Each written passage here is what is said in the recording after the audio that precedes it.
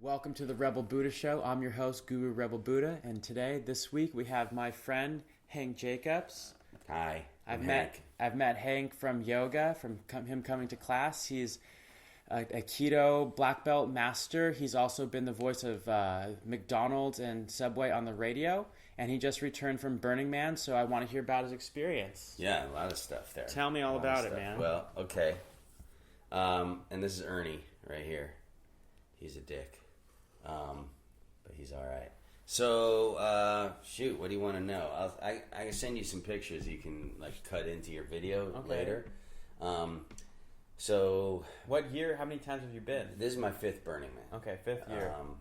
The cat is messing with the lights now. This is so it's my fifth year, and we went. This is a little different this year. I've always gone and been in contribution. Right, because it's an atmosphere of the whole thing is surrounded by this cushion of money. Right, there's a certain amount of privilege you have in order to be able to go to Burning Man.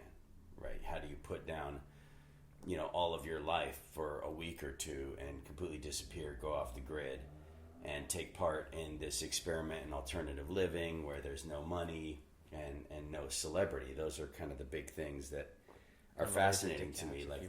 Oh, you're allergic to the cat? Yeah. Well, that's why he's over here. Because he's sensitive. Let's see. To create that space in life, I had people come and people staying with my kids. I haven't been in a couple of years. My first year was 2011, went again in 12.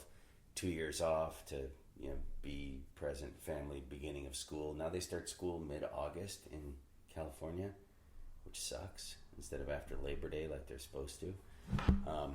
So the kids we're here, and we got to go and we built. That's the whole point. I went again 2 years later, then took 2 more years off, and now this year I got to go back. And we had 2 really primary objectives this year, aside from going back to the happiest place on earth and having a good time and loving it, and having that experience of play, right? That's part of why we go is to play like when we were kids. Go out, ride bikes, climb on stuff, experience, meet people, connect with people. There are other more grown-up types of play that happen out there as well if you choose into them. But what we did this year was we built What's that mean? An art project. What was it? It's called Fractal. So while I'm showing you on my phone that your audience will not be able to see, it was this thing. So while I do that, you'll cut away and you'll see some imagery of the Fractal project. So it was created by my friend Kelly. That's another way to do it. That's kind of lo-fi. My friend Kelly, she designed it, and I am the project lead, and we created a thing called the Light Warrior Collective, and what we do is make public art. And so it's one of the things that I do to make a living now is... you make installations. Yeah, doing art installations and running the team. And that was one of your first projects? So this is my first time building a big art project at Burning Man. Okay, cool. Which was very cool. We went out there a week early, worked in the sun and in the dust, and got to work with some really extraordinary people, master carpenters, people who are really involved in lighting. It was a very rewarding experience, and it colored the whole experience because I was working a lot. There was times when half my day would be driving over to the Hell Station, which is what they call where you get gas on Playa, because it's not available to the general public. Okay. You have to have a special agreement badge to go in, whether you have an art car or a project with a generator, which we had. So we had to feed this beast of a generator to keep the lights running. You had the little red Honda generator, or multiple? Well, the Honda generator would have been better. We had this big one, and we built a container to try and quiet it a little bit because we had audio as part of it. So to explain the art project, Fractal, F-R-A-K-T-E-L, it started with a 16-foot archway, a triangle, and then it went in a Fibonacci sequence down 1.5 feet each time around to the central object, which was an icosahedron, which is a 20-sided sacred geometrical object, a platonic solid. So it's 20 sides, 12 points, and we made that like thing a star solid. shape. Kind of like well, it's not so much a star shape because it's a little more rounded. It's like a ball. Yeah, a little bit. Let's see here. So, What was the project called? fractal, And it could hold like 10 people on it. you could put as many people as could fit on it. It was Really? incredibly It was- strong. and then it was what happened really to well it? built. We still have it. We took it down. Here's a picture of it during the day. Just some people just chilling on it. Oh, cool. We had And you know what it looks like? It looks like a lifeguard tower. a little bit. It's kind of got a little bit of that vibe. It was sort of a refuge. When you're out on the deep playa, and we were on the 11 o'clock side of the temple. So you've never been there. You don't really know what I'm talking about. But the way that the city is organized, it's a clock. Okay. You have the whole city that goes from 2 o'clock to 10 o'clock. That's where people live and set up their camps. Center of the city, 6 o'clock is center camp, which is sort of a gathering area where you can buy coffee. The only things you can buy... It's the only place you can buy stuff? You can buy coffee at center camp, and you can buy ice. And there's ice, Arctica it's called. There's like 4 of them around the city. And then the middle of the clock is the man. Okay. And 12 o'clock is the temple. And so we were 2 pieces over from the temple towards the 11 o'clock side. So just kind of getting used to the spatial structure. It's when you're out there, time moves. Time is spatial rather than temporal. So it's a magical place in large part because everyone is going there. Not everyone. Most people are going there with the intention of giving and creating an experience for everyone else around them. So I am there with gifts. I brought a gift of art. Mm-hmm. I brought my stickers. I brought an open heart and a desire to connect. We also brought our playa wedding. So we did a big, my partner Emily and I did a big wedding ceremony out there on the piece that we built. Inside of it. Inside of it. So we had our people, we called it a gathering of the gods. And what we had our guests do was everyone, we asked you, what are you the god of? And you kind of like, well, I don't know what I'm the god of. No, that's whatever. easy for me, yoga. What are you the god of? So the god of yoga. So you would have you would have walked through the 11 gates. And then when you arrived at the icosahedron, we had everyone say, I am the god of yoga and I am here. Yeah. And then you go and you take your place. So it was empowering. It was empowering. I mean, that's kind of the whole point of all of it, right? Mm-hmm. To empower. That's you have all your money, all your effort to get there, to get yourself set up so that you have everything that you need to survive the week. You got your shelter, you got your water, you got your food. You pack everything in, you pack everything out so that there's no trace that you were ever there after you leave. That's the ideal. So you bring whatever it is that you're gifting, because it's a gift culture and a gift economy. So it's just different in that way. So we spent a lot of time in giving, and then we had on Wednesday night at sundown, we had our wedding ceremony. All the gods came, announced themselves. We did our ceremony up on the thing, and then we went back to our camp afterwards, and a couple of the people threw us this great wedding party. That you didn't even know?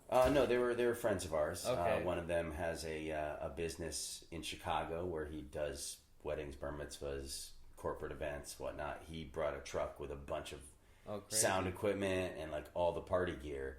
And, we're like doing the hora in the middle of the dusty street in the middle of the night. So it was a Jewish wedding.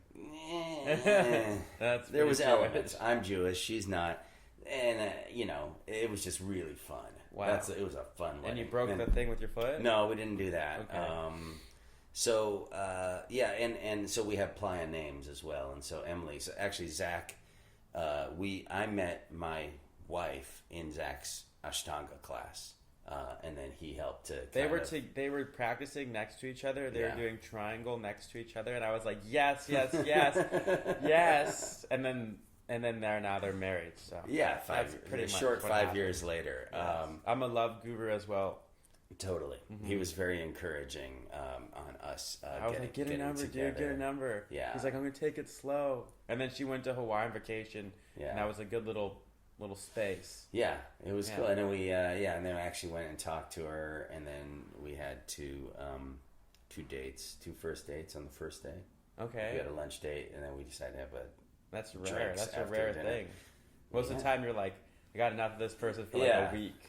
No, we were really into each other from the beginning, and it's been a long journey of self-discovery and mutual discovery along the way, and we've gone through a lot of different things together, and we've moved from the boonies back to the city, which is where we are now, and it's been pretty fantastic. So Emily's playa name is Shirley Amazing. Oh, okay.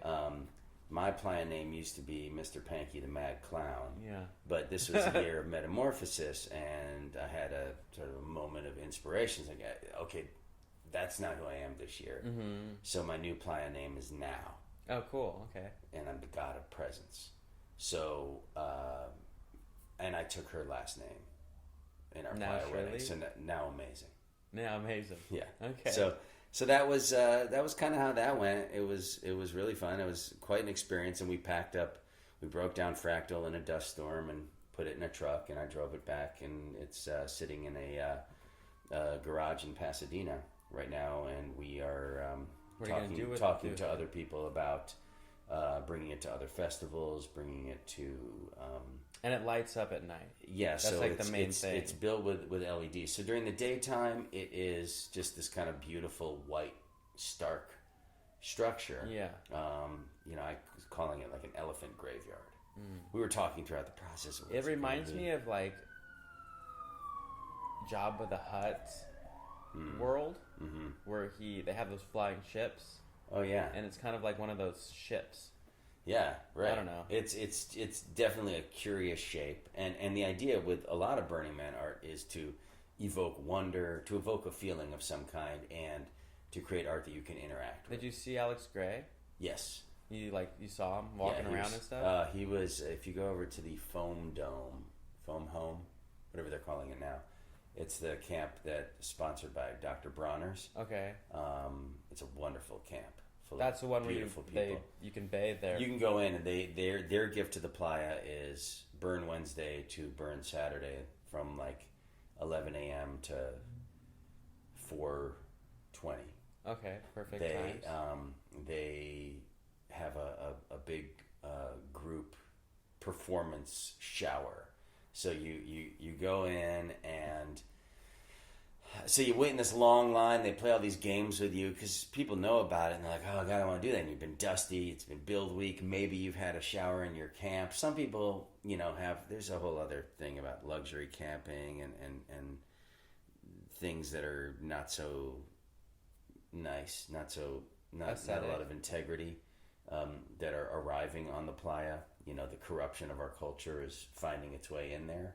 The striation of the haves and the have-nots, creating a culture of people who are not in contribution, who are merely in consumption, and then you have people who are only in contribution but not in consumption. So they're not even enjoying it. So they're not even. So you have people. Yeah, you basically got a whole underclass of people who are now serving blue-collar those who burners, are wealthy enough, chefs, builders. People just like people bringing RV stuff, people cleaning gray and black water from RVs, people supplying generators and all of these kind of things for wealthy people to just fly into Reno or all the way into Black Rock City and just show up, party their faces off to a bunch of drugs and dance to horrendous music, and then go back and talk about how great their burn experience is, but missing this huge element of the contribution, the radical self-reliance. Well, the giving. The giving. I know I'm talking about a lot of different subjects here. Well, a lot of people have a hard time learning how to give and learning how to accept giving. That's what I've noticed, because Nowadays, I like to give people stickers and surf wax and even clothes. And some people are really receptive to giving and they understand it. Yeah. And then there's this one girl, I'm like, here's some sunglasses. I was at the Green in Venice, that not really yoga place, an acrobatics place, a weird place. And she's like, I already have sunglasses. And I'm like, no, I'm not trying to get anything from you. I just want to give this to you. Right. And they don't understand how to accept it. Yeah. And in Buddhism, you have to accept every gift that's given to you, or it's you're being mean to the person who wants to give. Sure, absolutely. And there is certainly poison at the heart of our culture, which says you have to be completely self-reliant and accept nothing from no one, trust no one. Everything is a commodity. Would you say that's a super American capitalistic point of view? It's definitely a function of capitalism. It's a function of the reptilian brain, which we all have. Mine. Right. Mine. This I'm is going. mine. My turn. Yeah, and I see you living in a way that you're in sharing all the time. I love to share. Like, you don't really care. Do you have money in the bank account? Do you not? Sometimes you're like, oh shit, I don't have any money, and then money appears for you because that's how you live. That's the flow that you move with, and you're always giving as a teacher, as an artist. You're leaving your. I give my art to the street. Yeah, and that's beautiful. And so now you have people that might have art in their house that they didn't have before. You gave us this nice. Thank you. Chicken-headed yoga. Well, it's a rooster on a woman's body, which creates its own. Well, I just think about things like if the painting is just going to be sitting in my garage, right, and no one's going to see it, I could put it on the street next to the freeway, then thousands of people are going to interact with it in one day. It might get thrown away or tossed or taken home, but that's okay. I don't care about it because I'll make another painting. So yeah, and it's almost like a burn ethic. Where you're saying like, hey, I'm going to bring this here. All art is temporary. All life is temporary. Everything is temporary. So I'm going to create something and bring it out and burn it. So I think I've never been to Burning Man, but my roommate, he's been like 3 times, and I brought him to the beach the other day to go hang out with all my surfer friends at the cliff, and we're like, everyone smokes weed, and people will give you a beer. You don't even have to ask. They're like, here's a beer. Like, I don't even drink, but okay, I'll take it and give it to someone else. Yeah. That's like my mentality. And he's like, after driving home, and he's like, dude, that was so fun. That was like Burning Man. I'm like, really? I'm like, what do you mean? Because I've never been. He's like, dude, it was cool. Everyone's just down to hang out. Everyone's accepting of you. They're just give you a joint. Yeah. They don't even care who you are. Right. I'm like, that's what it's like? He's like, yeah, that's what it's totally like. I'm like, I go to Burning Man then like every day when I go to the beach. Yeah, gifting is a big part of the culture. And so what I was explaining before about this time being spatial rather than temporal, the map is time-based. So meet me at 2:15 and G means one thing, and then saying meet me at 2:15 is completely fungible because like, well, what the hell, what time is it? You don't have a watch on? I don't know. I don't have my phone. I don't have anything. And so you're kind of working on burn time, which is a little less exact, but time bends there, and you can have so much adventure in one day that it feels like you've just lived a week in a day. And also there's this thing of, because everyone is there to be in contribution, if you ask for something, it appears, right? Fourth dimensional consciousness. So I had a moment where I was hot, I was riding around, I was taking care of business, running errands and things like that, and feeding the generator, all of these things. And I was really pissed off. And because you weren't having fun. I was not having fun. I was getting in my own head, in my ego space. But I understand playa magic. I understand this fourth dimensional. If you ask for something, it appears. And I was like, damn, I really want a cold beer right now. That would just really calm me the fuck down. And I'm walking through this crowd, and suddenly this guy's like, hey, stop. Do you need a cold beer? No way. I was like, yes, I do. Thank you. Ernie, you asshat. This cat just gets into everything. That's his vibe. Anyway, so that's the kind of stuff that continually happens. if you need something, it appears. If you really ask for something, and so a lot of people that are not used to that way of living, they're so in their head and in their ego and in their like, things have to be this way. I'm trying to control everything, and they're pushing synchronicity away left and right, and because things have to appear in this way. So what they're really manifesting is a conflict moment, and then that's what appears. And they have conflict with themselves, whether through like a bad drug trip or an argument with a friend or somebody yelling at them. What do you mean they want to just keep connecting to their pain body? Yeah, essentially. And so that's what they're manifesting. And when you're in a position, when you're in a place where that kind of manifestation is so present and is happening, it's going to appear for you right away. Whatever you are sourcing. Do people get like in fights there? Yes, and not really. But more like, if you've got, there's plenty of people around, there's a whole ethos of fuck your burn. That sort of stems from the people who build the city and are out there for a month, and they're like, and then all of the so they think they're like better than everyone because they've been there longer. They just have a different point of view, and it's their point of view, and their burn is building and working super hard and connecting really hard with those people, and then just like hiding away from all the sparkle ponies that come with their costumes and their they wouldn't exist without them. I mean, like that's right. They have to have those workers and they have to have the sparkle ponies because then it wouldn't even work. But that's sort of the point, and it's a discussion that I had with one of my close friends on our first burn in 2011, or it was my first burn. He'd been before, and he was talking about he's a brilliant artist and a creator, but he had never created anything on Playa before. And he was saying, they say like 10% of the people build all of this for everyone else. And, well, what the hell are they doing? What are we doing if we're not in contributions? Well, being an audience is being in contribution. It's part of it. Being a good, receptive audience, being the person who interacts with the art is amazing. So this year I got to invite him to come and be a part of the Fractal Project. And he contributed. So he felt better about it. Like, I'm actually a part of the crew. Well, that's what the kind of attitude did people get? No, sorry. So that's the difference. So the fuck your burn attitude is just another way of being, and it's how certain kind of people enjoy the Burning Man. What is it like debauchery? It is a brutal environment.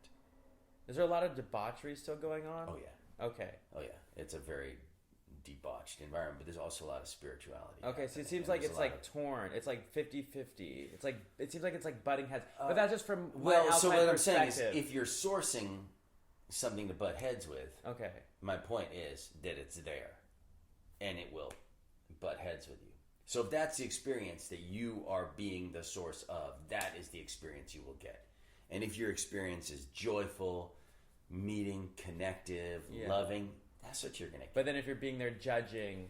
If you're being there judging, you will find judgment. See, that's why I created Rebel Buddha. Mm-hmm. It's because I've been on both sides. I've been a skater, like debauchery, don't give a fuck, reckless. But then when I got into yoga, I was like, I had to be perfect. Right. For like years, it ruined my relationships. My old friends thought I was crazy. Now I'm at this point where I'm like, fuck it, let's bring both of them together. Yeah. And that's Rebel Buddha. It's East and West combined. You can still smoke weed and do yoga. It's okay. Sure. You can still go drink beer with your friends on Friday or Saturday. Who cares? Right. But then go back to practicing peace. Well, it's a balance that we were just talking about. So how do you find your balance in life? How do you find, how do you recognize that you are the source of everything that happens? Not just in a place like Burning Man. Not just on the street. If I'm in a hurry, and I'm driving my car, and I'm pissed at the people around me, I'm going to source people being pissed at me. You're going to feel that energy. I'm going to feel the energy because I'm creating that But it energy. might not even be real. It might be an illusion. Well, yeah, because then as soon as it's like... So I did this training program in the last year and a half that really helped me, gave me a lot of techniques to get my brain right. What's it called? Mastery in Transformational Training, MITT. It's a book or something? It's an experiential training that you do with a lot of other people. It's like soul gardening. You go to a hotel ballroom near the airport for 5 days of super intense life work. It's from the Life Spring Est tree, and then it grew off. Does it come from like that place, like that they go to the Forum? Landmark Forum is like this branch. MITT is. Oh, okay, so it's something similar. It's from the same root. Landmark is very cerebral. MITT is very heart based. It's more open in the. It's about opening your heart and approaching the world, looking for win-wins, and turning this into this. I like that. So this is now what I do in the car. Like if I'm like, hey, fuck you. This is the best. Yeah, right. But it's just like, hey, man, I don't need to be the source of more of that. I can slow down. I can take a breath. I can have an intention of creating loving joyfulness everywhere I go. And guess what? My life becomes more loving and joyful because that's how I'm approaching the world. Totally. And that's, you saw me for many years. My life has been kind of a roller coaster. Oh, I've seen you. You've seen me go through. And I felt your energy before, dude. One time when you still lived in Agora, and I was like, you were on a walk or something, and I drove by you, and I was driving fast to get to class or something, and I felt your darkness. It was crazy. I was like, whoa. I was like, okay, I can't talk to Hank for like a couple weeks. Right, and I was probably just like listening to Slayer, just like pissed off. You were on a walk with Emily, but you're just looking down, and you're like, you looked all mad. I was probably broke again. I was probably fighting with my ex-wife. Mm-hmm. I was probably, like who knows? Right. But that was a place that I would go to a lot, and just the pain body. The pain body, yeah, absolutely. And when I first started taking your class, I was having a lot of lower back trouble. Right? Does that clear up? There were days. Yeah, I still have pain there. Yeah. But I recognize now that it is a signal for me that I am not in alignment with myself, that I'm out of balance. Oh, my back is hurting. Okay. All right, it's time to sit down, meditate, get myself right, do some yoga, do some Aikido, do, something. Or just relax, just let go of all of the stuff. Turn my phone off, watch a movie. Be kind to myself. Don't beat myself up. There's a lot of dichotomies that are sort of around that. Being in the pain body versus being in alignment. Being in scarcity rather than being in abundance. I was living a lot in scarcity. Never had enough. Right. Even when I had money, I was so scared that it was going to go away. And hey, guess what? It went away. Because that's what I was source of. That's what I was manifesting. But when we flip the switch and start listening to Rich Dad Poor Dad, and we can afford whatever we want, that guy's he's very smart, Kiyosaki, but he's a wanker. I'm just saying, it's just an attitude. Like when you just learn how to flip the attitude. That's what I'm talking about. That's what it is, right? It's about becoming spiritually aligned with the money energy, like you are with anything else. Because a lot of people are still in thinking that money's bad. Yeah, absolutely. I mean, money is a tool that you use or don't use, that you have or don't have. A lot of people who don't like money, they don't like it because they don't know how to make it easy. Mm-hmm. So they're having an issue and they don't know how to make it with what they love. Well, yeah, I mean, being receptive to things. This is being. This is my 20th year of being a voice actor. Which was never a thing that I wanted to do. It was just a thing that happened. And I'm very fortunate. It has been a roller coaster. Yeah, let's switch into that mode. I wanted to ask you about what it's like to be the voice of McDonald's and Subway. Okay, so I've done a lot of different things. Subway was like my first really big campaign. That was... Before Jared was crazy? That was, yeah. So that was a number of years before we found out he was a pedophile. I introduced the world to Jared from Subway with my voice. That's insane. And I made a lot of money doing that. I was in my early 20s. I was in New York City at the time, and I was just spending my days rolling around doing voiceover auditions and voiceover jobs. Just out of your closet? No, I was going to studios. You still had to do that then? The technology of everyone having their own microphone is only the last few years. So that took away a lot of the work from you? Well, yeah. There's been a lot of things that have changed, but that was kind of a big time. I was, I didn't have any kids, no relationship. I was just young, dumb, and full of cum, as they say. And I had money in my pocket. None of my other friends did, and I, I would travel, and then I was like, fuck money, who cares? I don't care. But it just kept coming, and I went and made a feature film and spent all my money, and then bought a house that I would end up losing here in LA, and just like life and running around, and so sort of having this experience of abundance and being in alignment and things just sort of falling into place for me without realizing how I was doing it. You didn't even realize you were using the power of attraction or the law of attraction, and you didn't even know about it then? Yeah, I did. You were just... No idea. And then what happened?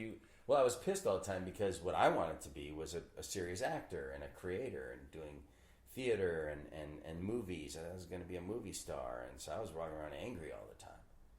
I was so just swimming in the sea of blessings. But you already had it.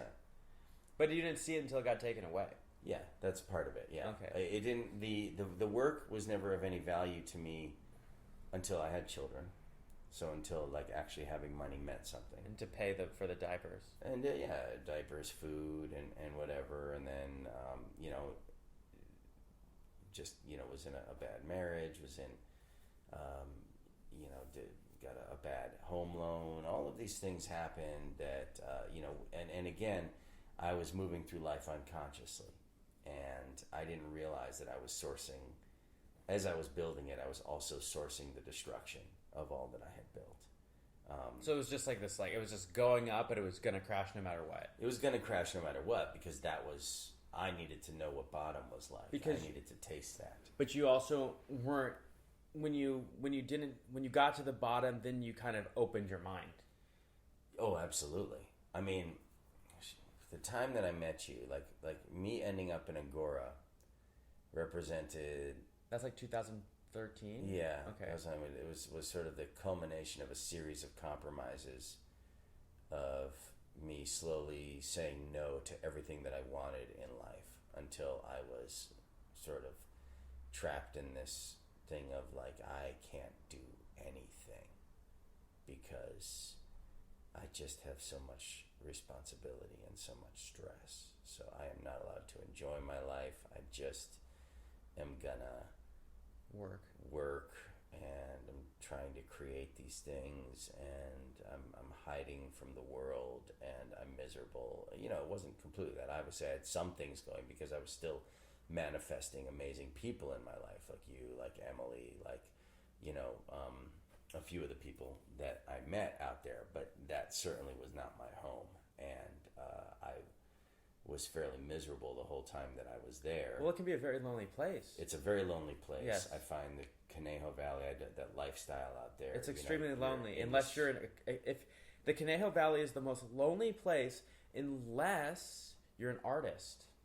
Then it's the greatest place because there's no distractions and you can do whatever you want. I mean, it's like if I had stuff to do and I was driving in and out of there and kind of finding my way there, it might have been more satisfying for me.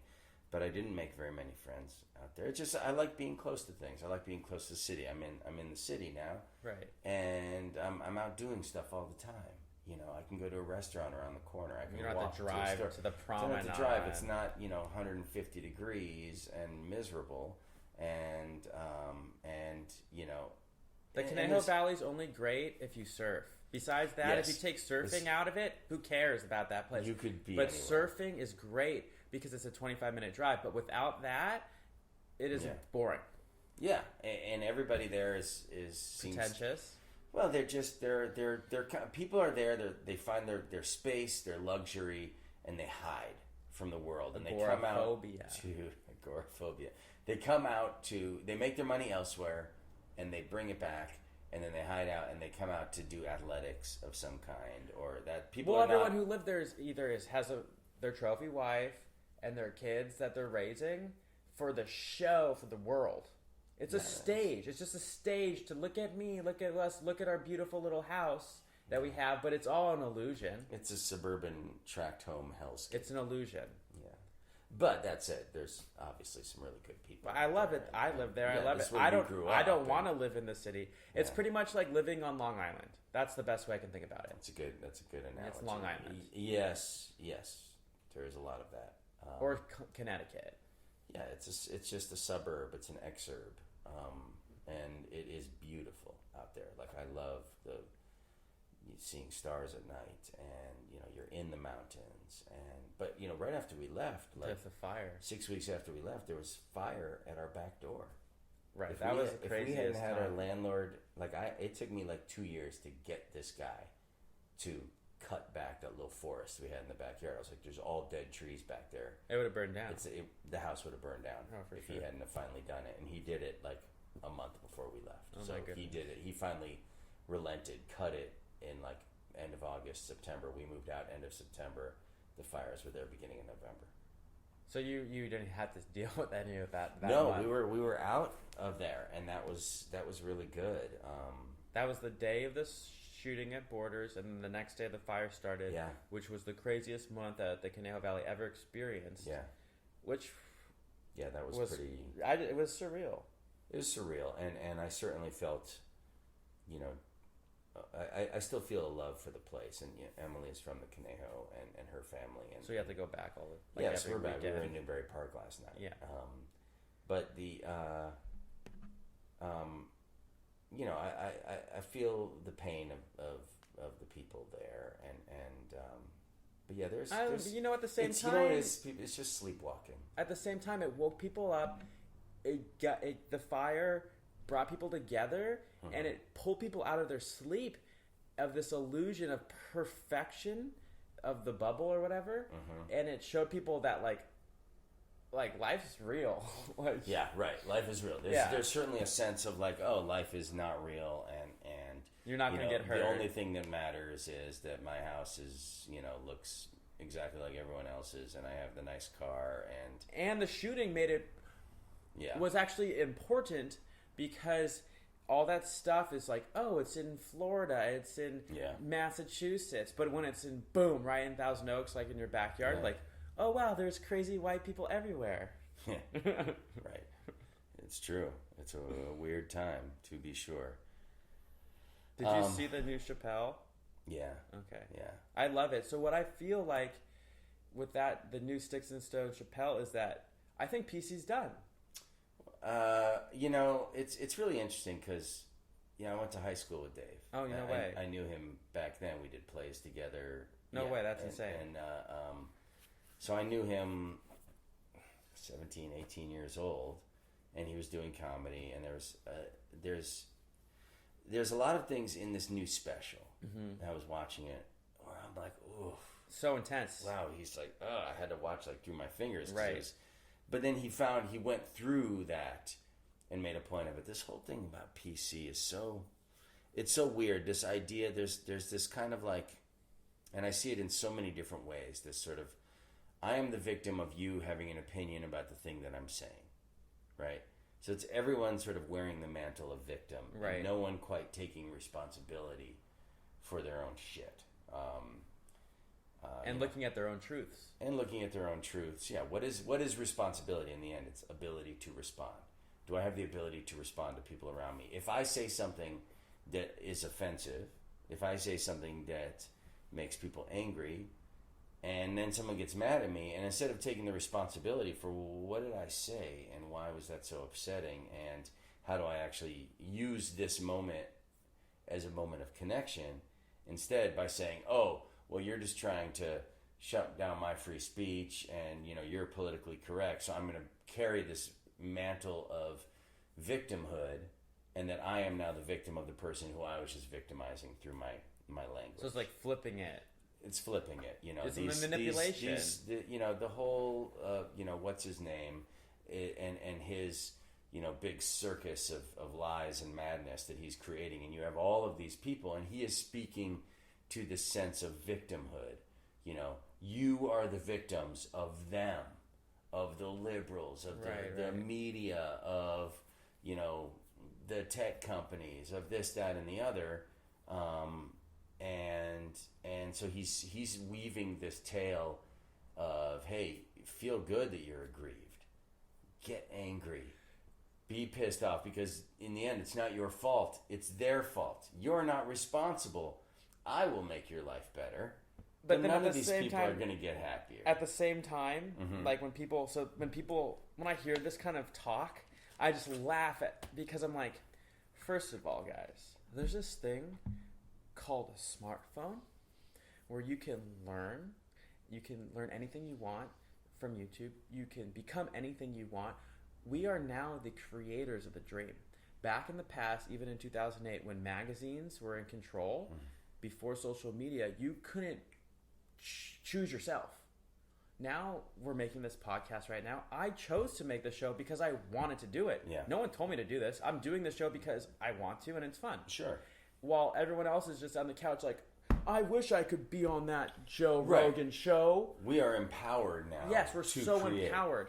And the people who are being victims are just being pussies, and they need to step into their power shoes and step up and take control of their lives. Well, so that's part of it. But then you look at a lot of these people that are being victims have their microphone, and they are empowered to. I never thought about that. To share their message of victimhood and to share their madness, their fear. That to me is it's this existential crisis that we're in as a culture. Is because it's the fear narrative. It's the trust no one narrative. And I feel like that's an incredibly dangerous way of being. If I felt like so you and I are sitting down talking, are we getting paid for this? No. We have interesting conversations when we get together, that's and why we're sharing this with everyone else. And they can listen to it or they don't have to. Exactly. And okay, so in this trust no one culture, which is big in Hollywood too, it's like, well, wait a minute, what is that going to do with my information, with my likeness, and my ideas? Is he going to steal them? He's not paying me. Maybe you should be paying me instead of this. That's the scarcity. All of these things, these negative ways of being, cut off. I am a lone wolf. I am in scarcity. I am afraid. I am worried. Everyone is out to get me. There is some great plot. Do you know how we break these conditions? Surfing? Yoga? Close. Yeah. It's 5 grams of psilocybin mushrooms. Sure. I mean, that's a thing that can work for a lot of people, opening up into psychedelics, and that could certainly help. That's not for everyone, but it's certainly available. I mean, there are so many tools, right? So as many narratives of fear and mistrust as there are out there, there's also narratives of connection and love and giving, right? The girl who couldn't receive those sunglasses from you, she, that is just the tip of the iceberg of all of these things. What is it? Is it abusive parents? Is it, maybe she was sexually assaulted at some point? Maybe... And she can even do the craziest yoga poses. You think her heart would be open, but that's not necessarily the case with every person. Right. Everyone has a different approach to different things, and there's this weird subjectivity. We're all completely connected, and yet we feel completely isolated. And we don't really understand how much, when I'm in darkness and you perceive it driving by, how much that affects everyone else around us. So... when you have these narratives and you have this idea of you're stopping me from saying this thing that I'm feeling about, say I want to make a joke about women and how women aren't as good as men or something like that. And then, women are pissed off. Well, you're just trying to apply your political correctness to me. Well, no, you're actually laying a bunch of poison on people and they're reacting. But in comedy, it's like you can do whatever you want. You can, and... Yes. But you have to pay the price. And, right, if you say some ignorant shit and if you say some racist stuff, our culture is growing enough to the point where we're saying, well, okay, yes, you can say that because you did, and we also can react because what you said is not necessary and it's not helpful. So what was interesting with the Dave Chappelle special is moving, he sort of, I watched him in the special move through that and sort of saying, okay, so he went through and he went to the edge of the bubble and pierced through it, and then he said, well, take a look at this bubble that we just walked through. And look. It was a great show. He's masterful. Yeah. He truly is, and he has reached a point of, his thinking is is so lateral and fascinating. Well, it almost seems like this could have been his last performance, and he doesn't care anymore. He's done the Chappelle show. He's had everything that you could possibly want as an actor or a comedian, and he's like, "You guys suck now. Like, I tried my best. You're not receiving me. Like, I already have enough money. I don't care." Right, and he's just reflecting back on what has been told to him. When we were in high school, and he was like, "No, man, I'm not going to be an actor. I'm not going to be someone doing theater and living, this struggling life. I'm going to make some money. I'm going to go out and then he went out and he did it. And it's amazing. And because he broke the mold. Well, he broke the mold. He moved from a place of connection. He's tapped in. He's a lot of his comedy is like next level, deeply thought out, beautifully, super premeditated. Yeah, really. And then with enough of the kind of like inspiration to make it really fascinating, and then he created something, and then he found himself on the other side. You see people like Jim Carrey, Tom Hanks, Mel Gibson to a certain extent, Jodie Foster, people who have sort of burst through this. They're so famous, and it's like, well, what do I do now? I feel like Jim's doing a good job, though. He is. He's painting. He's self-aware. Yeah, he's totally awake. He's just telling everyone else, like, it doesn't matter, you guys. Like, what you think's important doesn't matter. Right, and people looking at him like, well, that's easy for you to say because you've got all the money, and you've got all the fame, and you've done all the things. But that's not the point. Who are the first people to show us that having it all, there's still a void? Who are the first people? Come on, guess who am I thinking of? The first people. Group. Oh, like the Beatles? Yeah, the Beatles. Well, yeah, absolutely. They had to go to India. Yeah. They found Maharishi Mahayoga, went to Rishikesh, studied meditation, TM, and then they kind of got somewhere. Okay, so to kind of bring some of the threads of our conversation together here, this Burning Man ethos, at its ideal, is everyone is a rock star in their own space. So what is it? So I go out there and I'm completely self-expressed, and I'm dressed in a way that I feel fucking amazing.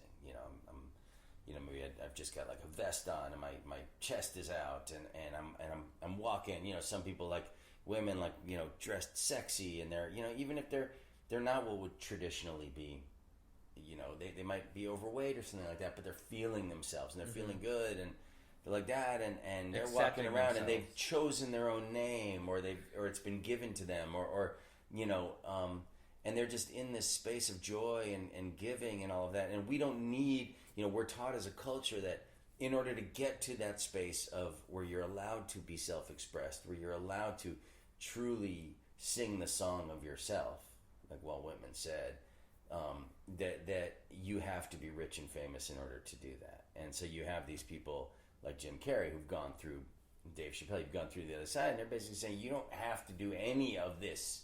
This is all bullshit. Right. Be it now. Be who you want to be now, today. Live your best life today, because none of that other shit matters. If I'm waiting to be rich, if I'm waiting for some gatekeeper in Hollywood to tell me that my work is good enough in order for my best life to begin, yeah. Do I need that stamp of approval to wake up and meditate and do some yoga and feel amazing and be in gratitude for this amazing life that I've been given, for all of the abundance of love and friendship that I'm surrounded by, for being healthy, for having healthy kids, for having food? Like, I go to the grocery store now and, man, I am so grateful. Oh, wow, look at all this food. I get to put it in my cart, and I got this little thing, and I swipe it, and it works. Boom, and it works. And look, I get to bring all this food home and then cook for people. And like that is life. Life doesn't begin because I marry a Kardashian. Life doesn't begin because, the LA Times does a story about my short film or whatever, I win an award. Life doesn't begin because X, You're Y, cool. or Z. Because suddenly I'm approved. On social media, I've got 50,000 followers. Well, now I have 10K followers, so I'm happy now. On YouTube? No, I'm just saying I don't even have anything like that. Right. But like, for example, when I was growing up, I just wanted to be the star-sponsored skateboarder, and after getting approved and getting on the team and then getting kicked off the team and not having it anymore, you just laugh. Yeah. Like years down the road, not when Right. it happens, but maybe 5 or 10 years later, you're like, I'm happy I got that because it showed me that even though I'm hanging out with Mark Gonzalez and Jason Lee and these really cool skaters, I'd rather hang out with my real friends because I don't have to like put a front up. Right. I couldn't be myself. I'd be like, hey guys, like, I'd be like, oh, I hope I don't sound lame. Right. Or like something like that. It's like, no, like, be with the people who are around you right now. Yeah, that's right. That's right. And you know, it is good to achieve things in the world. It's because you have an intention and you focus and you get it done, and it's great, and it's great to celebrate that. You know, you're a good enough skater that you got sponsored. Cool. You were in Thrasher magazine. Fucking amazing. And okay, so that was good. That's one chapter, you guys. Yeah. Don't hold on to the chapters for so long. Right. That's what I see. A lot of people struggle with holding on to the chapter, and they want to keep going back to that chapter. But that was chapter 3, and they're on chapter 12. Right. And you're like, dude, be in chapter 12 right now. Well, and that's another thing that happens, right? Is that you know, we are constantly getting to readjust who we are and how we feel about it. And a perfect example of that is our relationship to our own bodies. So, you know, you're a little kid, you can do anything and you barely get hurt. Then you get a little older and you got the energy and you can do things, but you don't have the wisdom. But you're good, and nothing you do, nothing you eat is going to affect you. And then, you know, you hit your 30s, maybe you have kids, whatever. Yeah, and then your back starts to hurt. And that's what really happened to me. You know, I became a father, I became a homeowner, and all these things started to weigh on me. And I did not make the adjustment, the new relationship to my body. So I ended up in pain all the time. So then I figured out, well, how do I change my relationship to my body? And now here I am. I just had a birthday, and I compare where I am now to where I was 10 years ago. I'm older than I used to be. Okay. And but what I found is I am in better shape, and I feel better. I'm happier. I am at peace, and I have a better relationship to my body than I did 10 years ago. Because you're not just throwing it around so much. Yeah, and I'm not just beating myself up all the time. I'm living in joy, and I'm living in a space of understanding that I can heal myself, and moving into a space of health is a good health can be a choice, and that a lot of the things that are bad health in people are because they manifest them over time, and they manifest illness, and they're holding resentments, holding fear. I was holding a lot of resentment for a long time. To who? Well, there was a lot of anger toward my ex that you know, and what I perceived. You know, I was living in this victim place, and it was all living here. Did I tell you what happened here about my pain? Because I have on and off pain in my shoulder and neck that comes and goes like every other week. Yeah. And when I was on my ayahuasca trip, the shaman was doing a healing on me, and she put her hand on my shoulder, and it goes, boom, go apologize to Matt Taylor, which was one of the childhood bullies. I don't even care about using people's names anymore. Okay. And he's homeless. Oh. And so he said, go find him. I'm like, okay, I'm going to go find him. So it took me a week to driving around TO looking for him. Wow. He lives behind Outback Steakhouse over there. Oh, shit. And so I saw him at Hampshire next to the freeway. Yeah. And he had this long beard, and I didn't recognize him, but he's this tall, lanky guy. So I drive, make a U. I'm like, Matt, get over here. He's like, who is it? I'm like, it's Zach. He's like, oh, your long hair looks great, man. I'm like, what? I was like, he's like, you look good. He's like, I'm like, oh, I've been surfing a lot. He's like, oh, cool. Yeah. He's like, you like my beard? I've been growing it for 3 months. He comes right up to my window, and I'm like, Matt, dude, like, I just want to tell you, like, I'm sorry about the past. I forgive you for all this shit, and I love you. And he's like, dude, we're cool. Like, we're cool. Like, next time you see me, don't even, just say what up. I'm like, here's $20. Like, go get some food, man. Right. But he looked happy. Not to see me or anything, but just in general. Like, you think he's homeless, oh, I'm miserable, oh, fuck the world. His eyes were clear. He looked like he was like a sadhu, like a yogi who renounced the world, or maybe he's just doesn't even care about his life. Could be, or could be that he was on really good drugs in that moment, and you That's see true. him We in don't another know. moment. We don't know. We don't know. But what you have to work with is what he appeared to you, his way of being in that moment, and it's like, oh, okay.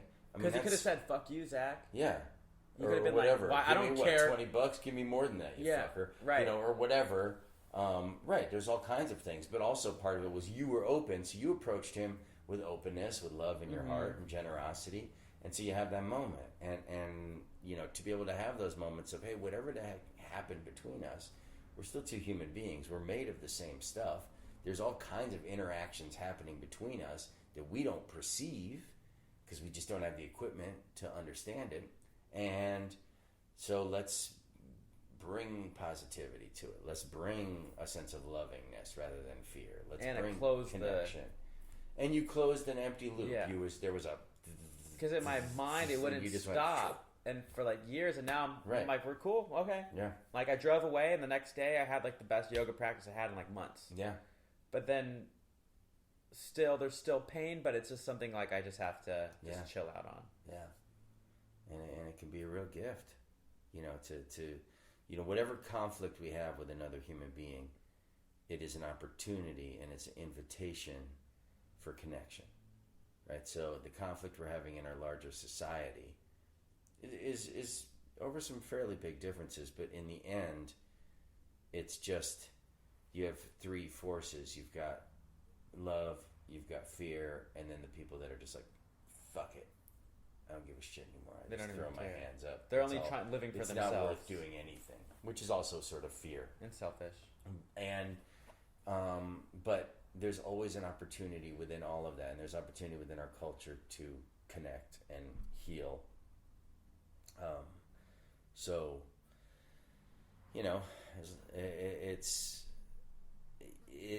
I think the main point is there's no reason to be afraid. Fear is a choice that we make to live life in a certain way, and if we have always that choice to turn our fear into love and connect and forgiveness. And forgiveness is a huge part of it. Surrender is a huge part of it. Like trust is a huge part of it. Say, okay, I trust that no one's going to come in and shoot me when I go to the movies. Okay, you might be wrong, but to live constantly in the fear that that's going to happen. And so you're like a freaking meerkat or prairie dog, just always with your head on a swivel because bad shit could happen at any moment. Well, when it's your time, it's your time. And awareness will have you aware of that thing before it starts. And also... run. Well, yeah, but also, I would rather live my life every day. I would rather go to the movies as if no one's going to do that. Right. And never even think about it. Myself and really be present with the people that I'm with. Like, for example, this one lady at yoga a few weeks ago, like, I had to kick out one of my roommates because he was, like, a steroid crazy dude, like, ruining the vibe and didn't have the money. So I'm like, dude, I need the money. You got to go. He went crazy on me, told me he was going to kill me and stuff. The cops had to come, I had to kick him out. And I told my yoga class about it. And then the next day, this one older woman's like, do you think he's going to come here and kill us? I'm like, who? What are you talking about? Right. I'm like, who? Yeah. I'm like, who are you talking about? They're like, your roommate. I'm like, right. You didn't realize the bad vibe that you brought into your class. I'm like, oh crap! I shouldn't have talked about that. Yeah. Like, that's your sometimes shit. I'm just too open. But yeah. I'm like, no, lady. Like, that's just people get in fights. It's okay. Right. It's okay to disagree. It's okay not to be friends with everyone. That's something that's right. Not everyone's going to like you. And exactly. You're not going to like everybody, and that's okay. And that's okay. And don't hang on to it. But you give an opportunity. Say yes to connection. Always. Say yes to trust. To opportunity. Surrender to the moment. Yeah. Let's close out. I want to give you a gift. Let me stay right there. I got a little gift for you. Okay. See how we're doing. We're good. How long were we doing this? Like an hour? Something. Okay. Cool. I brought you all right. A Rebel Buddha air freshener that I made, and I brought you this XL. Oh. I think you're an XL, right? I'm an L. You're you might be able to fit. I might be able to fit this. This is I made this one. This is I made it with a spray paint stencil with fabric spray paint and a fabric marker. Show them the Rebel Budda, the classic Buddha logo. So if it works, soft baseball shirt. Yeah, it's a little thing I found. Try it on and see if it fits. Yeah, that fits perfectly. You can wear that to yoga. Really? Yeah, why not? Baseball tee, tight. No, it's great. All right, it's great. I don't like wearing. You don't even wear shirts. Shirt. Well, in Ashtanga I didn't. Okay. I'm at the studio that I go to now. It's a little ton. I feel like it's a little inappropriate. Much, yeah. You know, it's generally me and like 20 women. And that's sounds like my life. Yeah, well, true. Yes. Not a bad way to go. My life is better the more women I'm surrounded with. I'll keep this on for the rest of the video. It looks good. It's good. Feels good. Thank you. But yeah, that doesn't feel like, things like consent, right? Simple things like asking consent. Like that yoga works, you can't wear, you have to wear a shirt. Yeah. Yeah. Sure. You just, you don't know what people are coming in with. Right. Can I touch you? Do you mind if I do an adjustment? If you're a teacher, can I touch you in that? Or hey, do you hug? Are you, when you meet someone, are you a hugger, handshake? Like what works for you? Right. Just having that moment of connection, agreement. Hey, where are you coming from? Okay, I'm going to just perceive you. I'm going to really take you in. A lot of people in our culture are always like looking who is there. Oh, there's a guy with a better podcast right around the corner. Yeah. I'm going to ignore you and go talk to him, or I'm going to not be present. Right. But reality is we make everything amazing through presence. That's where the magic is. It's in the moment. In the moment. Mr. Now. Mr. Now. Thanks for doing the show. Pleasure, Bring man. it in. Yeah. All right. That was fun. fun. And I want to acknowledge you for all that you've given to me as a teacher in my life. After 20 years of Aikido, and it was just hurting my body, you helped me to introduce a new modality into my life, which is Ashtanga yoga, which I now, when you came today, I was practicing. I can practice on my own. You have it's in your brain. Stretch. It's in there. I know the sequence, and it's a thing. It's a tool I can constantly return to.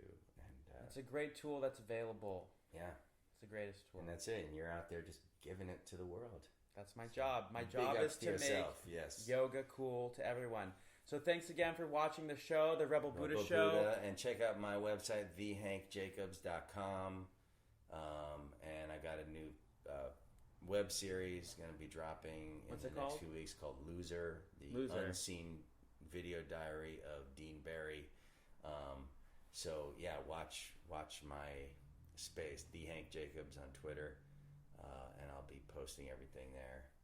Cool. Yeah. Boom. Boom. Over and out.